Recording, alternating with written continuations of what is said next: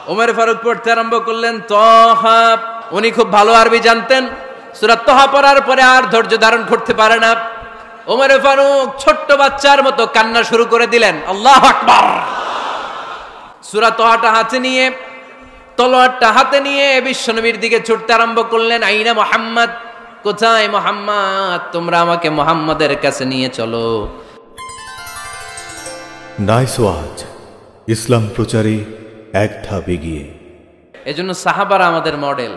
আজকে আমরা সাহাবাদের জীবন চরিত্র সম্পর্কে কিছু জানার চেষ্টা করব এবং সেই জীবনের আলোকে আমাদের জীবনকে আলোকিত করতে চেষ্টা করব। ইনশাআল্লাহ পড়েন।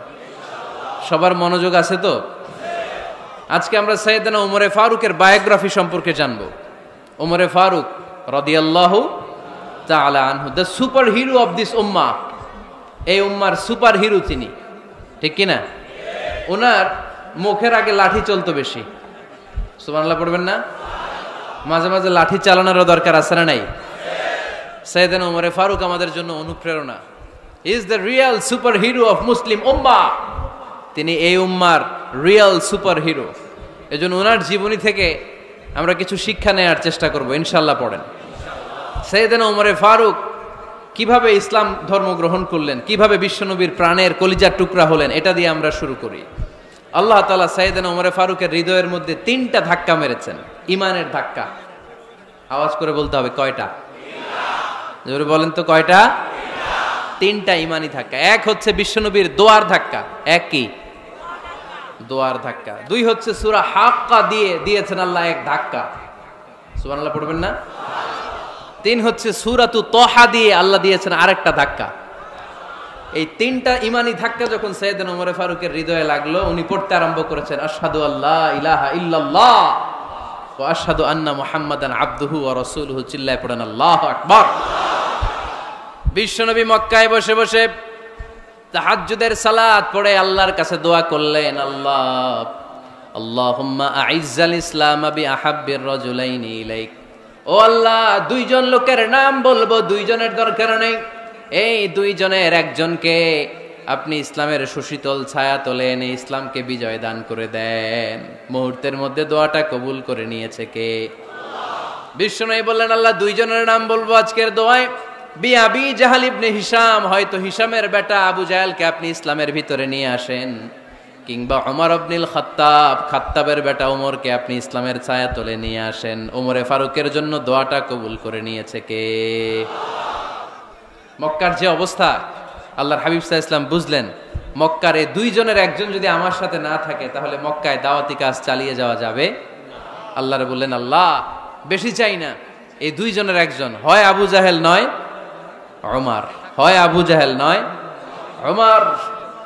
বিশ্বনবী যখন দোয়া করলেন, এই দোয়ার একটা ইমানি ধাক্কা, নুরানি ধাক্কা সাইয়েদনা ওমরে ফারুকের হৃদয়কে স্পর্শ করে ফেলল।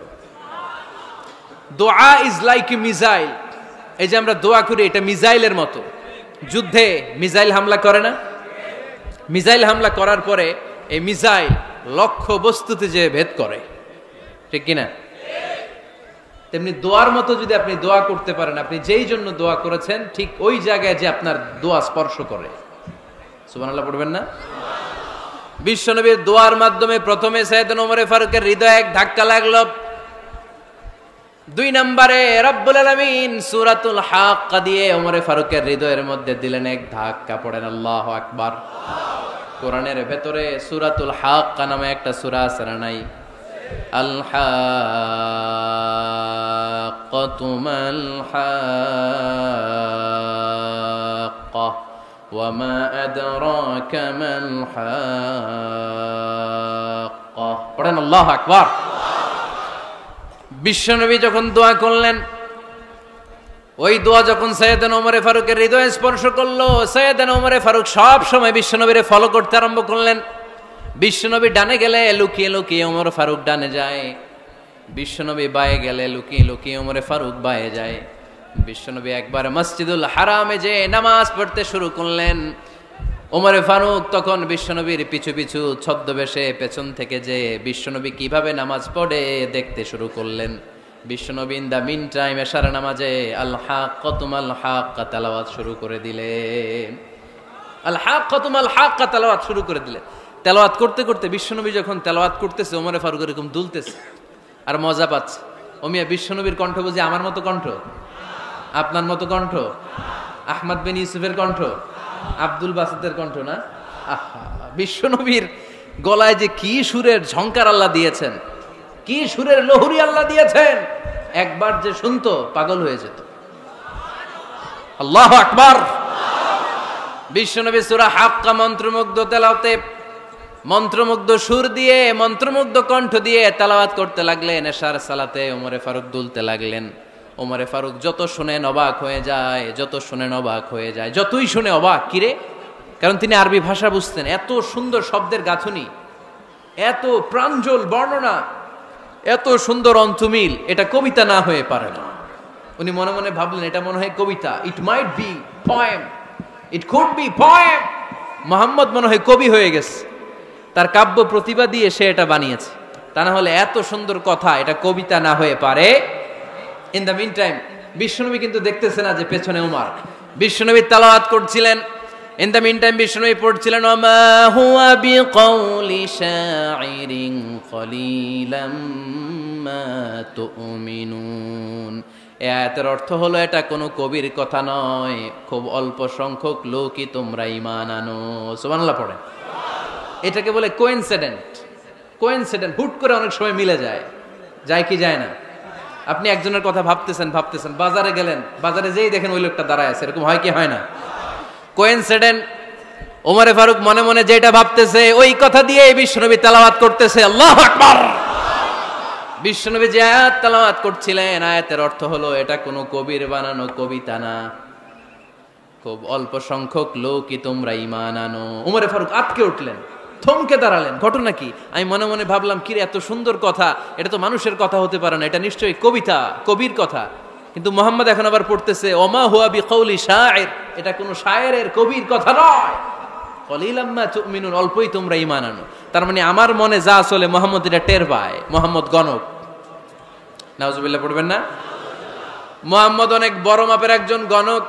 মানুষের হৃদয়ে কি চলে, মনে মনে কি ভাবে, মুহাম্মদ না দেখেও বলে দিতে পারে। ইন দা মিন টাইম বিশ্বনবী পরের আয়াতে পড়লেন ওয়ালা বিকাউলি কাহিনিন কলিলাম মা তাযাক্কারুন। এই আয়াতের অর্থ হলো এটা কোনো গণকের বানানো গণনা নয়, খুব অল্প সংখ্যক লোকই তোমরা উপদেশ হিসেবে এটাকে মানো।